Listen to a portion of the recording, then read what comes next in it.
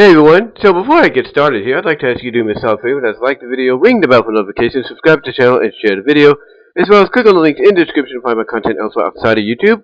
You can go to all your favorite audio, video, podcast platforms like iTunes, iHeart, Pandora, Amazon, Audible, Spotify, Radio Public, and to an extent SiriusXM, and potentially in the future, because of the partnership with Spotify, Netflix. Also, guys, you can find me at other outlets, other video outlets, other video outlets, mind you. You can find me at Rumble, Odyssey, Dailymotion, and VENMO. You also find me at Patreon. I will get that up and running once more very soon. And you can find me at outlets like DeviantArt at BVW1979. BW Rosas you can find at inkbunny.net. That's inkbunny.net at BW Rosas. And for Affinity, you can find me at BW1979. I also have a couple of online stores. I have a Fourth Wall store and a Teespring store. The Fourth Wall store link is in the middle of the description, middle to upper top, if you will, of the description box. You can click on the link there. It helps me out. As well as you can go to the Teespring store link, which is at the bottom, or near the bottom, anyway. I also have I will also have some affiliated stores listed. So if you want to check those out, it helps me out tremendously with the commissions on whatever you purchase. Also, guys, I have a Cash App and a Venmo. If you want to help out there, I get the funds directly. It helps me out tremendously, especially at this time of, trying to keep up with the bills and stuff, and you get the idea. Also, ladies and gentlemen, I should say, you can find me at other social media outlets. You can find me at Twitter, you can find me at Blue Sky, and you can find me at TikTok, all under BW Rosas. Also, ladies and gentlemen, you can find me, not find me, but I should say also during this, you can chime in the live chat of the live video premiere, give your thoughts on what I have to say here, as well as chime in potentially in the comment section if you want to as well. And most importantly, ladies and gentlemen, if you feel like doing so, these super chats will be open. So yes, if you want to get your super chat on in and everything, it'd be greatly appreciated. So go ahead and do that, along with your thoughts and everything in the live chat during the live video premiere. And if you still want to donate, but you don't get here in time for the live video premiere, you can do so with the super thanks option, which is the heart with the dollar sign in the middle. But with that said, let's get on to the topic at hand. Okay, so I found an interesting topic while I was browsing Facebook today. And it was on, I think, one of the comic book pages. I'm not really sure. But it was a reel. It was a reel, one of the Facebook reels, if you will, that they put out, via Instagram as well. And what's interesting about it is the title, the subject, if you will. Now, some of these Facebook reels, Instagram reels, also show up on YouTube and TikTok. But this one really grabbed my attention, because it's by New York 6. I don't know what the full name is, but it's called New York 6. And they asked a question, and they were showing little video clips, to associate with this question. And that question is, why, whenever a superheroine turns evil, mostly temporarily, they put her in BDSM gear, or we'll put it this way, latex dominatrix gear, if you will, or however you want to look at it, or as they put it, BDMS dominatrix, however you want to look at it. But yeah, that's the question they ask, is why, whenever a superheroine turns evil, they put her in BDMS or dominatrix latex body outfit gear. Why do they do that? Or leather, black leather, latex, whatever. Well, that's a good question, because they did show some highlights here. You'll see these across the, across the video. That is a good question to ask. And they point out good ones. I think one is Supergirl from Batman, Superman Apocalypse. The other is from the Dark Phoenix Saga, the follow-up to the Phoenix Saga of X-Men, the animated series in the 1990s. And then Sue Storm as Malice. And that is a good question to ask. Why do they do this? Why do they put them in these dominatrix, latex, leather, body outfits, BDMS outfits, if you will, or at least sort of in that category? Why do they do it? Well, it's real simple. You see, the villain, because it's mostly somebody else behind the scenes, the villain wants to cultivate. You know that word that gets used a lot sometimes? When it comes to wanting to make something into your own image. Basically that's what's going on here. They want to cultivate, the superheroine to be what they feel they should be, especially under their influence. That is why you have, Jean Grey basically in the Dark Phoenix saga manipulated to be the Black Queen, or the whatever she's called, the new queen, if you will. She is, she's donned in that outfit because that's how,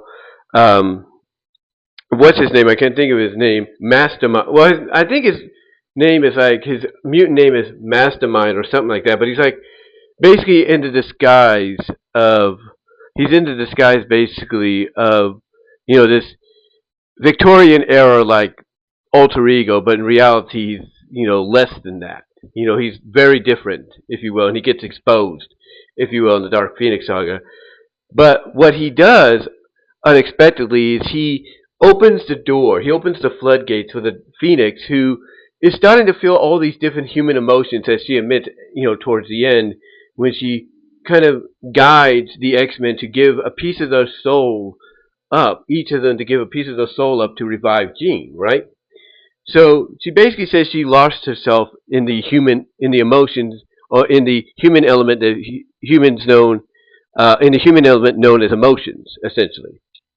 But the way this plays into this situation here is that basically Mastermind, in this disguise of his, basically takes the advantage, takes the confusion that, Jean is going through, the Phoenix is going through, to cultivate her into this new queen for the Hellfire Club. Although they don't call it the Hellfire Club originally in that series, they call it something else. But we all know it's the Hellfire Club. But he cultivates her to be this new queen, and one of the ways he cultivates her is to basically give her this new outfit that will help her embrace that darkness. But again, what he does is he unexpectedly brings out, the Phoenix full force, and opens, like I said, the floodgate for her to really just want to, take control and be that dark side of her that, again, she admits lost her way in. So basically, that's one of the reasons they do it. The same reason in Fantastic Four, the animated series, the 1990 series.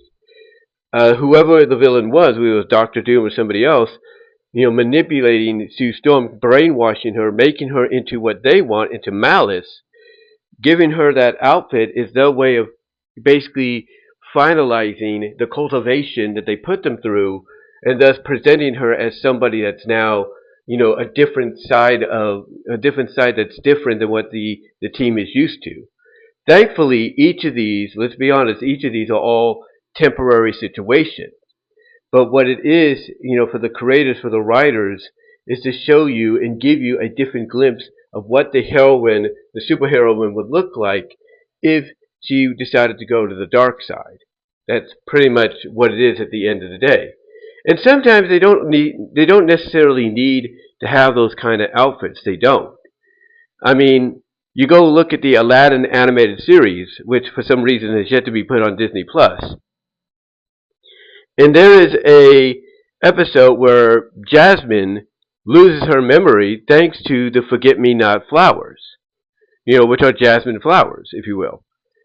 And it gets to a point that not only does she don a new outfit and everything, but just similarly to what I mentioned with Jean Grey in that situation, Abbas Maul basically, or whoever it is,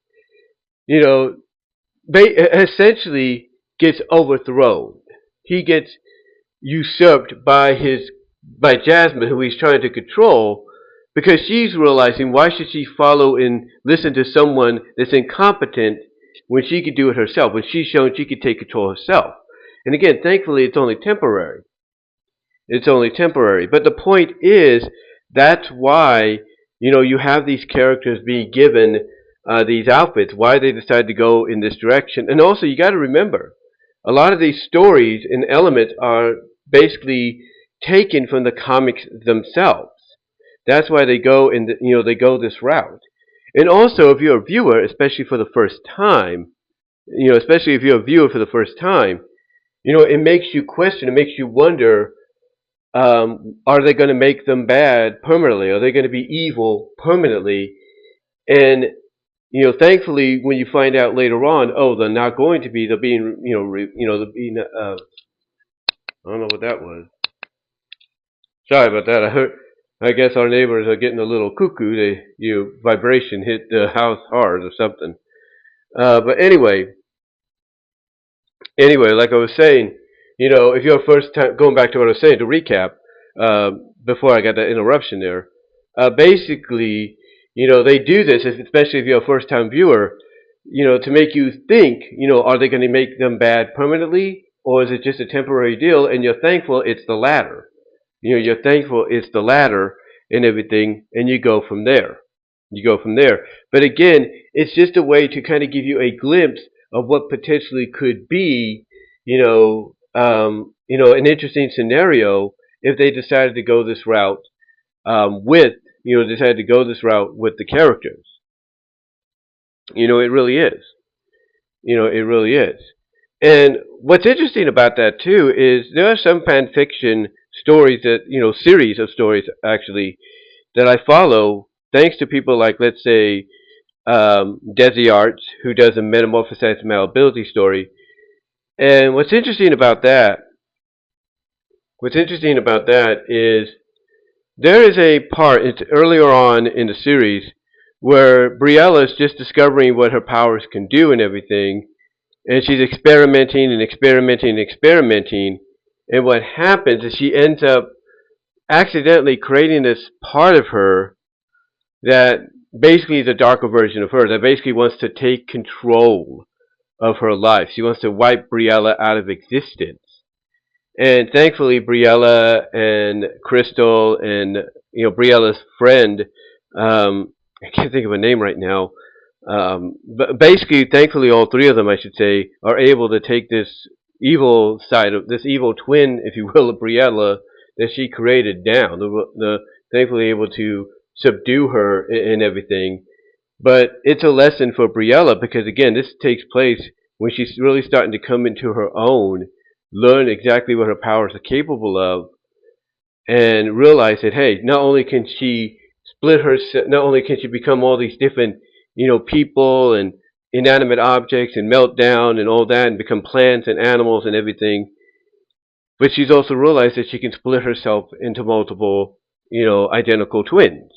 But the only difference is that the only thing, though, I should say, the difference between that earlier on is she doesn't have control of them, but thankfully over time she's learned to have control basically by making sure a decent portion of herself is in the other version of her so that there's no, misinterpretation, there's no, rebelliousness or anything like that.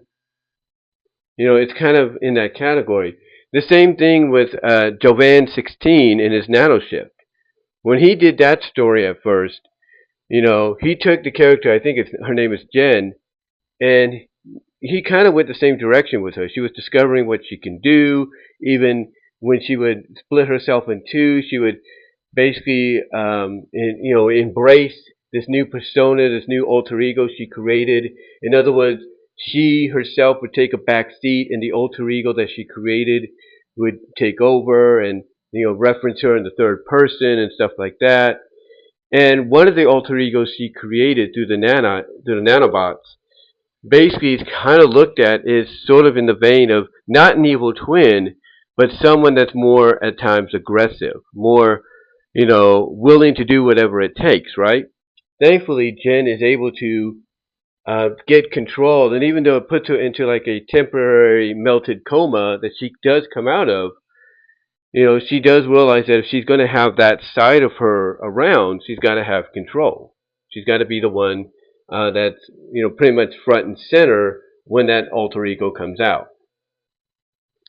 But basically, yeah, at the end of the day, it's all about cultivation.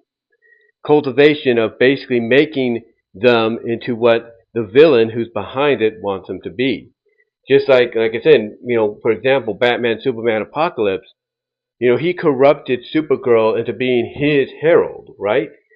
And he dressed her in the ways that she was dressed because that's how he wanted to cultivate her, make her into, until thankfully, she was, until thankfully she was, she was able to snap out of it or be brought out of it thanks to Superman and Batman. Basically, what I'm getting at is, yeah, it is an interesting question at the end of the day to ask as to why they do this. But long story short, it's basically, for story-driven purposes, no matter where it, originates from. It's for story-driven purposes, and also to kind of make you wonder, what it would be like if they were to stay that way. And if you're a new viewer, as I said, it makes you wonder if they're going to be that way, or is it just temporary? That's why it's done. It's to show you that the villain behind it is willing to go so far, if you will. The villain, primarily in the superhero stuff and some other stuff, is willing to go so far to corrupt somebody, to cultivate somebody like a Sue Storm, like a Jean Grey, like a, like a Supergirl, if you will, I think her name is Kari, right? Kari or Kara, basically corrupt them and make them into what they want. And if a Supergirl, it's not the first time she's been manipulated, and we saw it, not only in Batman, Superman, Apocalypse, we saw it in My Life with Superman, thanks to Brainiac. But you get what I'm saying, right? You see what I'm coming from, right? Basically, it's just, to show how far the villain goes by saying that if they had so-and-so on their side, they would not only cultivate them into what they want, but they'd have them embrace that side of them that they're bringing out, even if it's to their own detriment. Like I said, let's say with the Phoenix situation, and then the Aladdin situation with Jasmine, and so on. But there's also, like I said, examples in other stories of fiction where this happens, but it's done by the basically the protagonist who just wants to have a little fun, but they end up unleashing a side of themselves that later on they have to take control of and realize that, hey, if I'm going to bring that side of me out again, I got to make sure I'm in control. I got to make sure there's a piece of me in there, a huge piece of me in there, that balances things out. But yeah, at the end of the day, it's all about cultivating, the character into what they want them to be or what they want to mold them into. That's really what it is. But let me know what your guys' thoughts are. Comment down below, like the video, ring the bell for notifications, subscribe to the channel, and share the video. And click on the links, guys, in the description to find my content elsewhere outside of YouTube and to support me outside of YouTube as well. But I'd love to hear your thoughts. How do you feel about this? Do you agree, with this question? That, it just feels kind of weird, kind of awkward that a superheroine, which is the primary gist of this question, if you will, a superheroine, is always put into these BDMS, dominatrix, latex, leather body outfits when they get temporarily corrupted and made evil. Let me know what your thoughts are. How do you feel about it? Do you think it is awkward, or do you think it just entices the story even more, and potentially also it's just done to be a bit of eye candy? Let me know. Love to hear your thoughts, and until then, I am out. Peace.